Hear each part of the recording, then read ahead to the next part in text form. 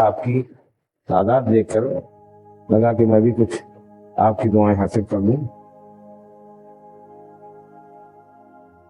ابھی آپ نے تقریر میں غوث پاک رضی اللہ تعالیٰ عنہ کے شان عظمت سنی۔ یہ تو بہت ہی معمولی سے واقعات ہیں، زمین سے عرش تک غوث العظم رضی اللہ تعالیٰ عنہ کی رسائی ہے۔ ابھی نہیں سمجھ آیا، سمجھ میں نہیں آیا آپ کو؟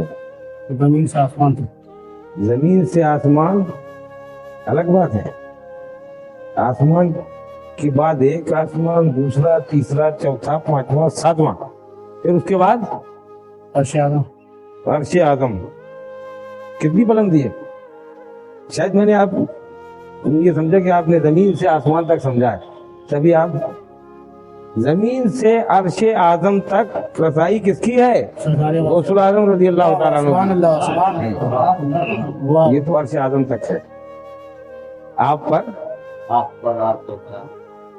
مجھے تو وہ شعر اٹکا ہوا ہے، آپ پر، آپ کے گھرانے پر میرا سب کچھ نثار ہے آقا۔ سنا تھا بھی آپ نے؟ گھرانے میں کون ہے؟ واہ واہ، رسول پاک کے گھرانے کے وہ نونہال،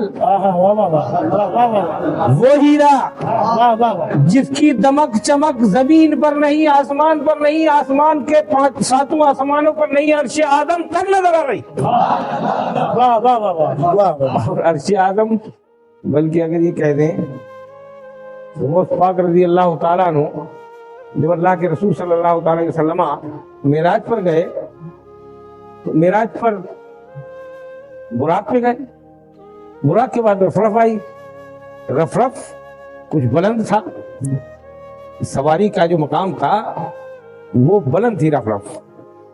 آپ کو تھوڑا سا جب تعامل ہوا چڑھنے میں سرکار دو عالم صلی اللہ علیہ وسلم کو، تو آپ کے پائے مبارک کے پاس کوئی کاندھا آ گیا، سبحان اللہ، سبحان اللہ۔ کاندھا آیا، آپ نے قدم رکھ کر رفرف میں سواری فرمائی، سبحان کاندھے کی ٹھنڈک محسوس ہوئی۔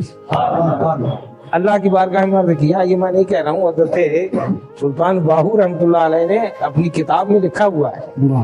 حضرت سلطان باہو بہت بلند پایا مقام اللہ کے ولی ہیں، انہوں نے لکھا ہے کہ جب کندھے کو آپ نے رسول پاک کے قدم ناز پر لیش کر دیا اور قدم رکھا تو ٹھنڈک محسوس ہوئی، تو اللہ کے رسول نے اپنے رب کی بارگاہ میں عرض کیا، مالک مولا یہ کس کا کاندھا تھا جس سے مجھے ٹھنڈک محسوس ہوئی؟ اللہ اکبر۔ مصطفیٰ جان رحمت کو بتایا گیا کہ یہ آپ کی اولاد میں ایک اللہ کا ولی ہے، اور آپ ہی کی اولاد ہے جس کی وجہ سے آپ کو ٹھنڈک محسوس ہو رہی ہے۔ مصطفیٰ جان رحمت نے وہی فرمایا، آج اس نے میرا قدم اپنے کاندھے پہ لیا ہے، کل یہ اعلان کرے گا کہ قدمی حاضی علی رغبت کل ولی اللہ، یہ میرا قدم تمام اولیاء اللہ کی گردنوں پر ہے، کل یہ اعلان کرے گا۔ ایسے تھوڑی اعلان کر دیا ہے، کل پہلے مصطفیٰ جان رحمت کے قدم کو لے لیا، جب پہلے اس کاندھے کو مضبوط کر لیا، مصطفیٰ کو اپنے کاندھے میں لے لیا، تو پھر ہر کاندھا اس کے نیچے تو آنا ہی ہے نا۔ الحمدللہ، وہ مقدس ہستی ہے غوث پاک کی، کیا ہم اور آپ بیان کریں گے۔ اللہ تبارک و تعالیٰ ولی بہت آئے، لیکن اتنی آزادی، اتنی چھوٹ کسی ولی کو نہیں ملی کہ جب چاہے، جیسی چاہے، دن میں، رات میں، صبح شام، اٹھتے بیٹھتے کرامتیں دکھاتا رہے۔ بے شک، بے شک۔ پابندی رکھی گئی ہے، جب ضرورت پڑے تب کرامت دکھانا، ہر وقت کرامت نہ دکھاتے رہنا۔ لہذا اولیاء اکرام کی کرامتیں مشہور ہیں، لیکن ایسی نہیں ہے کہ جو چاہے کرامت دیکھ لے، جب چاہے کرامت دیکھ لے۔ یہ غوث الوالا رضی اللہ تعالیٰ عنہ کی ذات گرامی ہے کہ جس نے جب چاہا، جیسا چاہا، ویسی کرامت دیکھ لی۔ اللہ تعالیٰ ہم تو آپ کو غوث کا سچا شیدائی فدائی بنائے۔